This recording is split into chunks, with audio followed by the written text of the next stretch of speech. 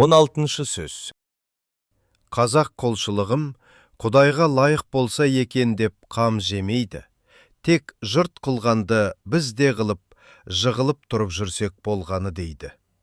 Саудагер несиесін жия келгенде, тапқаным осы, біттім деп. Алсаң ал, әйтпесе саған бола жерден мал қазанба дейді тұғыны болушы еді ғой. Құдай тағаланы дәл сол саудагердей қыламын дейді. Тілін жаттықтырып, дінін тазартып, ойланып, үйреніп әлек болмайды. Білгенім осы, енді қартайғанда қайдан үйрен аламын дейді. Оқымадың демесе, болады дағы тілімнің келмегенін қайтушы еді дейді.